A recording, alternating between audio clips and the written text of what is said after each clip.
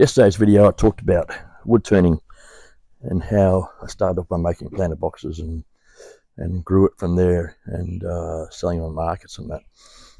But I realised later on that there was an earlier example of me using my entrepreneurial skills to develop something from nothing. I was 16 and my auntie rang me and said, there's a notice on the supermarket notice board that someone's looking for a guitar teacher for their daughter. Now, I'd only been playing the guitar for probably just on 12 months, so I was no way an expert in playing the guitar. But I had good communication skills, so I thought, okay, let's give this a go. So I rang the people and finished up starting to teach their daughter the guitar. I realised early on that I only needed to be one step ahead of where the students were. And if they're only just starting their first lesson, then if I was 10 steps ahead of them, that was okay, because I would just build my knowledge up over while I was teaching them. So one student became 2 students, 3 students. I put an ad up on the board myself saying that I'm a guitar teacher, and I think I was charging $1.50 an hour then, so it was crazy, but that was okay. In those days, that was a lot of money. Gradually, as the students built up, people were referring to me, and I didn't have to advertise. You know, one family would come along and they'd say, look, so-and-so said that you're teaching guitar, or my kids want to learn the guitar. And so I had sometimes 3 kids from the one family teaching them the guitar. So, and it became very evident to me that whilst I had a good relationship with the children in terms of being able to communicate with them and teach them what they wanted, the key element as well was the relationship with the parents. So they would come along to the lessons. At that stage I was living with mum and dad, so I used to teach them out in the back room at home there.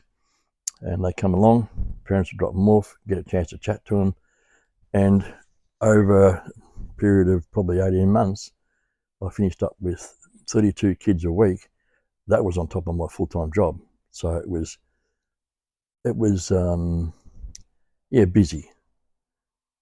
But I thought, okay, but the rewards and the gratification I got from that was really, really incredibly satisfying.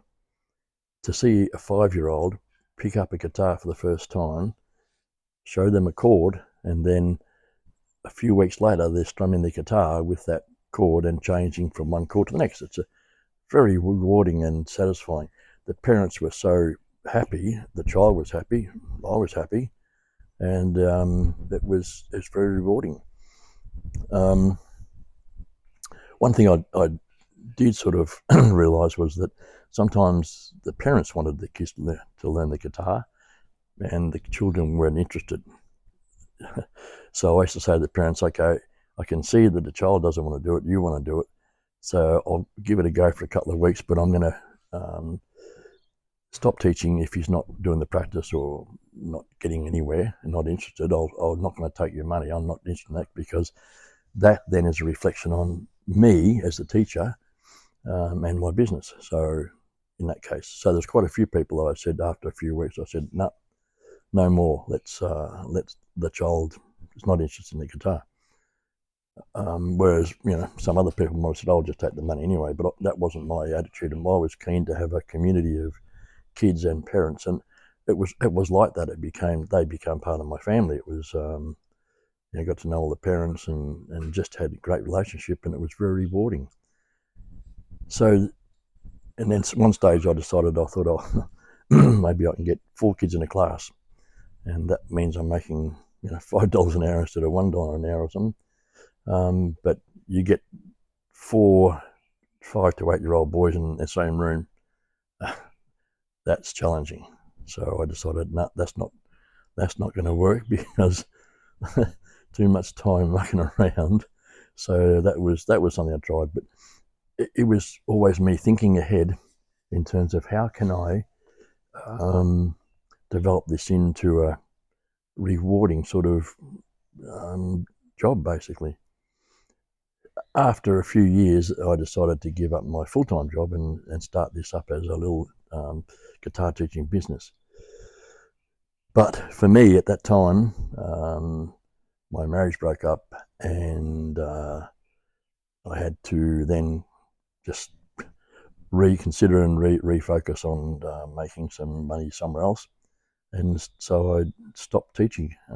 But a very rewarding part of my life that I'm very proud of what I did, and it was great.